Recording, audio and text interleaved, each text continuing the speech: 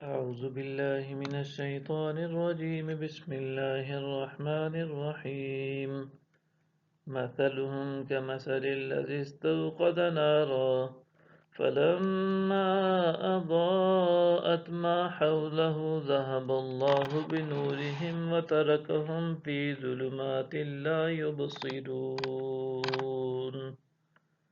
ان کی مثال ایسے شخص کی مانند ہے جس نے آگ جلائی اور جب اس نے گرد و نواح کو روشن کر دیا تو اللہ نے اس کا نور سلب کر لیا اور انہیں تاریکیوں میں چھوڑ دیا، اب وہ کچھ نہیں دیکھتے۔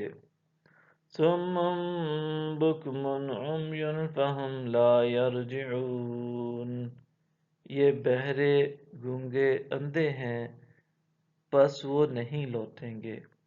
او کصیب من السماء فیہ ظلمات ورعد وبرق یجعلون اصابعهم فی آذانهم من الصواعق حذر الموت واللہ محیط بالکافرین۔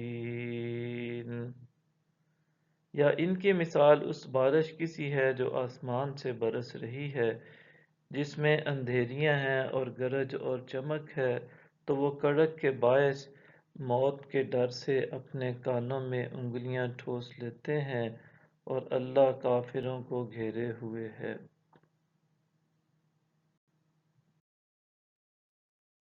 يكاد البرق يخطف أبصارهم كلما أضاء لهم مشوا فيه وإذا أظلم عليهم قاموا ولو شاء الله لذهب بسمعهم وأبصارهم إن الله على كل شيء قدير۔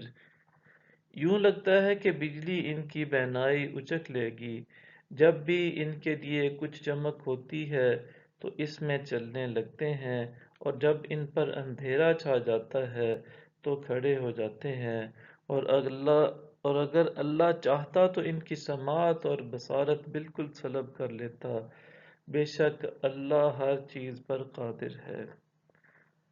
يا أيها الناس اعبدوا ربكم الذي خلقكم والذين من قبلكم لعلكم تتقون۔ اے لوگوں، اپنے رب کی عبادت کرو جس نے تمہیں پیدا کیا اور ان لوگوں کو بھی جو تم سے پیشتر تھے، تاکہ تم پرہیزگار بن جاؤ۔ الذي جعل لكم الأرض فراشا والسماء بناء وأنزل من السماء ماء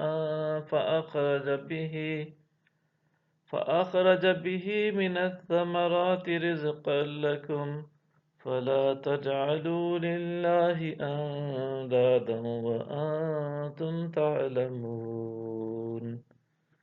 جس نے تمہارے لیے زمین کو فرش اور آسمان کو عمارت بنایا اور آسمانوں کی طرف سے پانی برسایا، پھر اس کے ذریعے تمہارے کھانے کے لیے پھل پیدا کیے، بس تم اللہ کے لیے شریک نہ ٹھہراؤ، حالانکہ تم جانتے ہو۔